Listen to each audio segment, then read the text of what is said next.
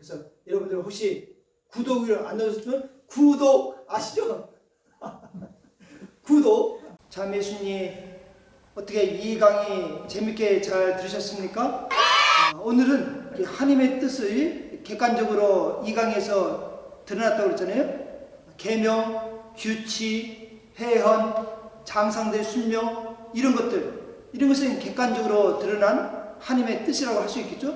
그럼 이제 그거 말고 이제 구체적으로 우리 일상생활에서 드러난 사건들 있잖아요. 구체적으로 일상생활에서 드러난 사건들, 이런 사건들에 대해서 우리가 어떤 눈으로 바라봐야 될 것인가, 이 세상 나에게 일어난 모든 일들에 대해서 내가 어떤 태도로 그것을 바라볼 것인가.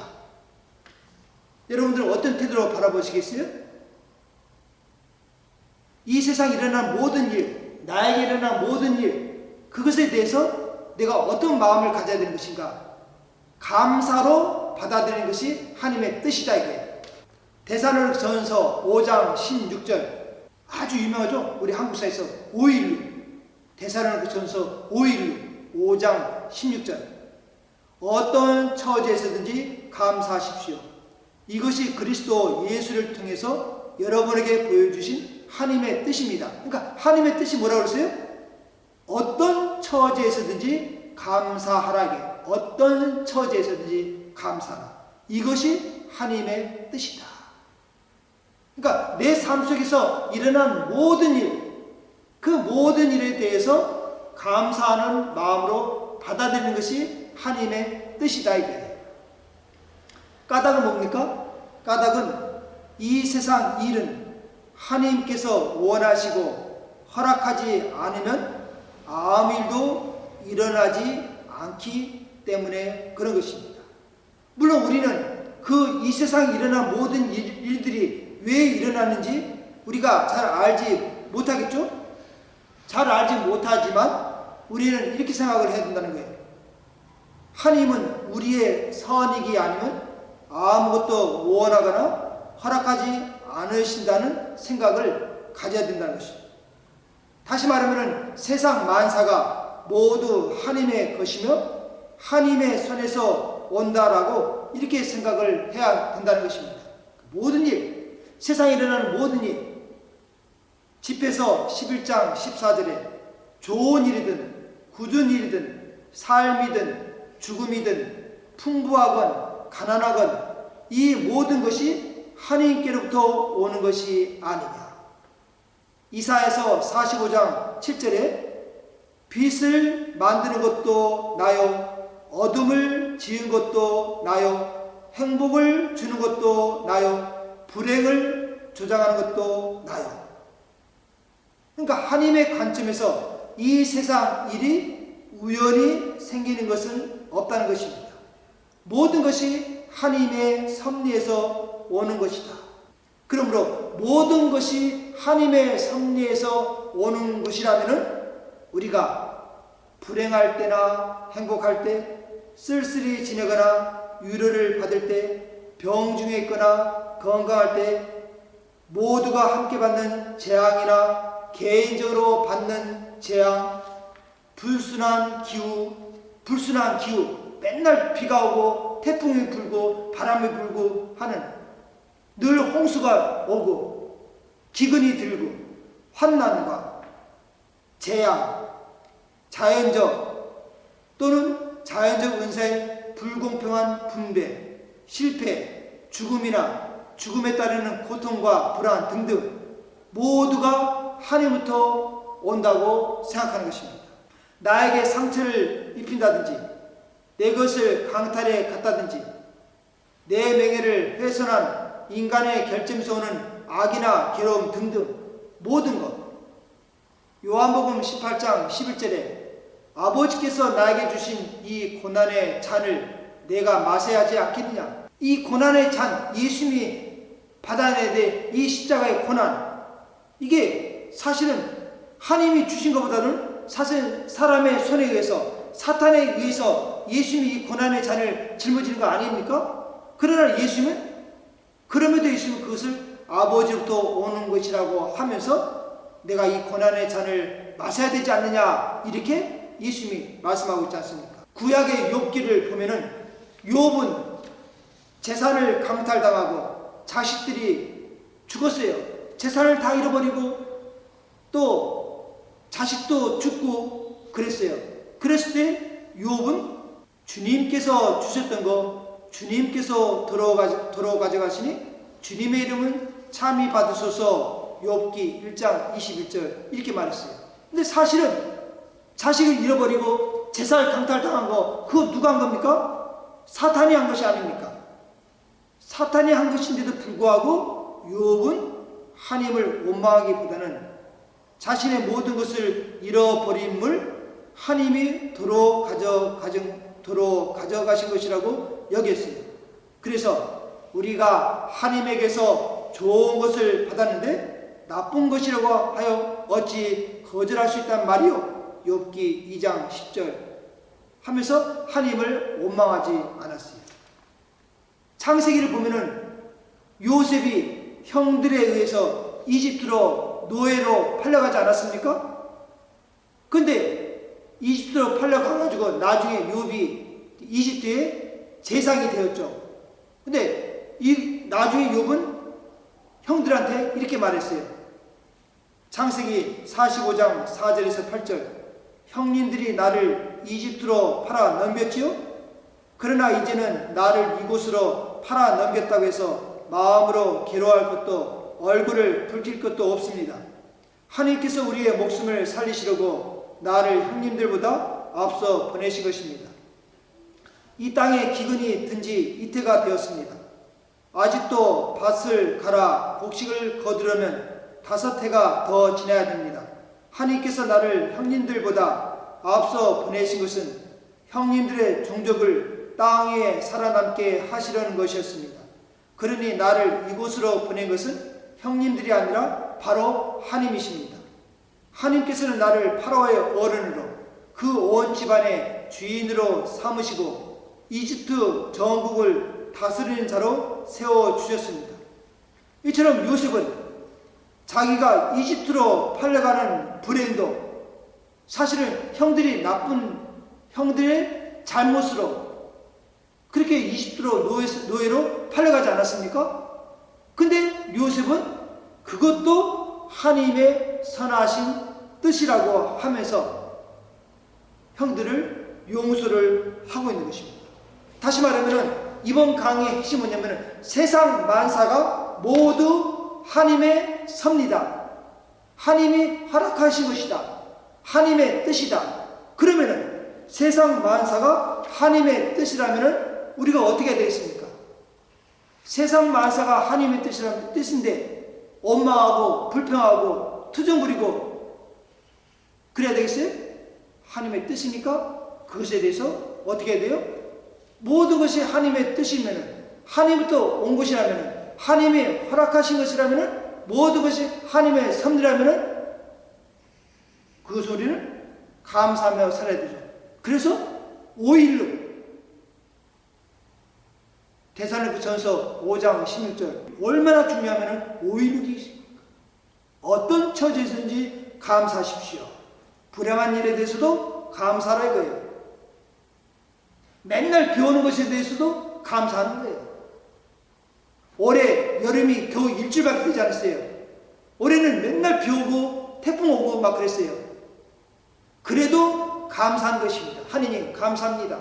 그래도 일주일 동안 태양을 내려주셔서 그래도 일주일 동안 여름을 경험할 수 있게 됐으니 하느님 그래도 감사합니다. 이렇게 하는 거예요.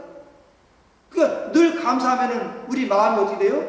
긍정적이고 희망적으로 바뀌어지는 거죠. 하나님께 감사하니까. 이런 정신으로 살아나게 된다면은 우리의 삶이 변화되지 않겠습니까? 늘 긍정적이고 희망적으로 살면은 내 마음이 긍정적인 마음으로 살아가니까 내 삶이 변화될 수 있죠.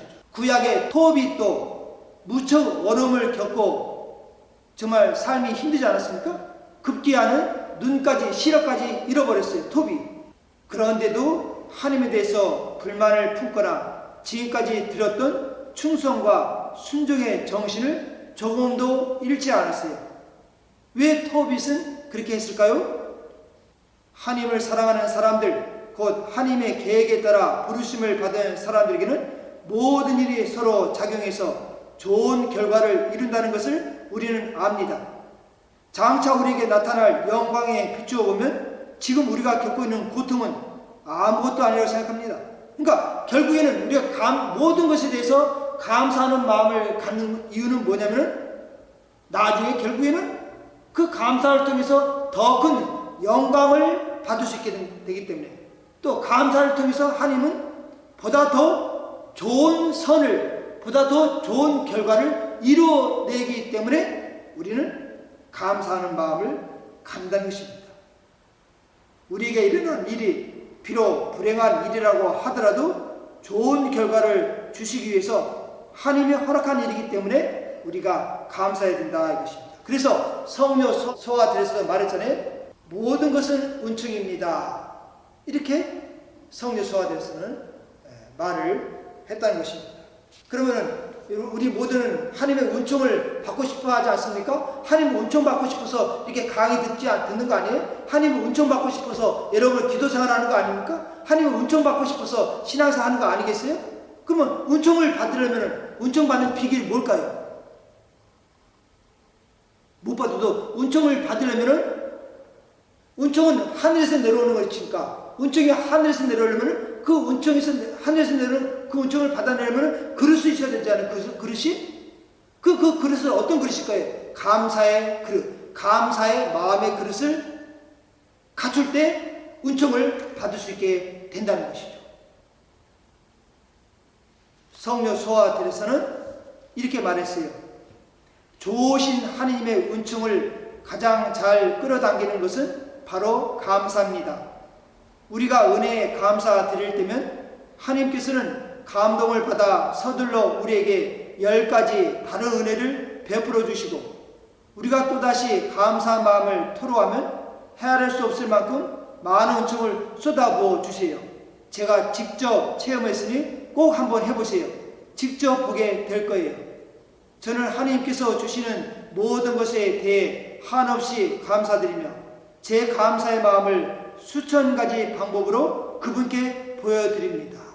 이렇게 성녀 소아들에서는 늘 감사했어요. 어떤 처지든지 자기가 몸이 들고 각기를 하고 병이 들고 그래도 감사했어요.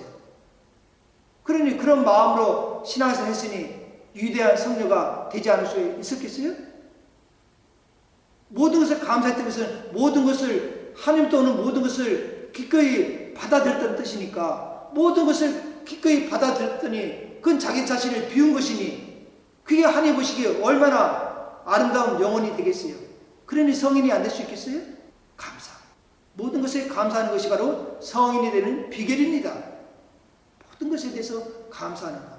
아파도 주님 감사합니다.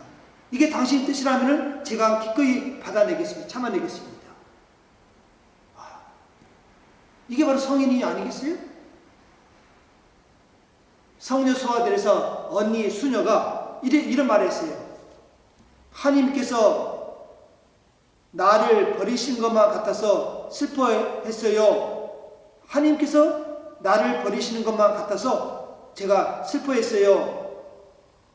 이렇게 말을 하니까 소아 데레사가 이렇게 대답했어요. 오, 그렇게 말해서는 안 됩니다. 보십시오. 사건들이 어떻게 되어가든지 아무것도 이해할 수 없을 때라도 나는 미소 짓고 감사하며 하나님 앞에서 언제나 만족한 것 같이 보이게 합니다. 하나님을 의심해서는 안 됩니다. 그것은 섬세함을 거스르는 거예요. 아니, 하나님의 섭리에 대해 결코 불경한 생각을 해서는 안 됩니다. 오히려 늘 감사해야 합니다. 이렇게 성녀 소아들에서는 말했던 것입니다. 물론 우리 삶에서 불행과 고통이 닥쳐오면은 이것을 감사히 받아들이기가 쉽지가 않겠죠? 그럼에도 우리가 마음에 깊이 생각할 것은 그래, 모든 것이 하나님의 허락한 것이라면은 이것도 무슨 뜻이 있겠지. 무슨 뜻인지 잘 모르지만 뜻이 있겠지. 주님, 이것을 감사를 받아들입니다. 당신께 당신 뜻에 맡깁니다. 이런다면은 내 뜻이 아니라 주님 당신 뜻에 맡깁니다. 제가 바라는 것은 제 자신의 기쁨도 아니고 제 자신의 유익도 아니고 당신 뜻이 이루어지는 것입니다. 모든 것을 당신께 맡깁니다. 이렇게 살아간다면 바로 저는 그런 사람이 성인이 아닌가. 네, 자기를 버린 사람입니까? 자기를 비웠으니까 하나님이 보시기에 아름다운 영혼으로 보지 않겠습니까? 그렇게 되려면 그 첫걸음 감사합니다. 이런 마음을 지니는 것입니다. 아마 여러분도 늘 모든 것에 대해서 감사하는 마음으로 살아간다면 분명히 여러분의 삶은 분명히 변화될 것을 제가 자신 있게 말씀드립니다. 저도 뭐 때때로 뭐 힘들고 어렵고 뭐 속상한 일이 있을 수 있죠. 그런데 저는 그래도 감사하려고 자꾸 노력하는 거예요. 감사하려고. 그러니까 저는 항상 해피하려고 그래요. 늘 기쁜 거예요. 그러니까 내 삶이 기쁘니까 사제생활도 기쁘게 또 할 수 있는 게 아니겠어요? 저는 오늘 여러분에게 보물을 주고 있는 거예요. 보물, 여러분에게. 여러분의 삶을 변화시키는 보물. 감사하며 사는 것. 저는 이게 정말로 나의 삶을 변화시키는 비결 중에 비결이다 라고 저는 그렇게 생각합니다. 여러분 실천해 보시기 바랍니다. 성령 소아들에서 말씀했듯이 감사 실천해 보시기 바랍니다. 감사합니다. 감사합니다. 감사합니다.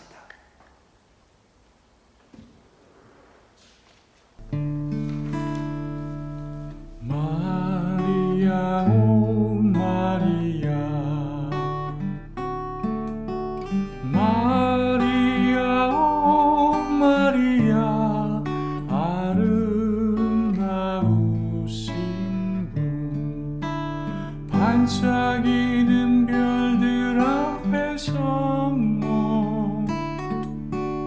전사들이 찬미하나이다.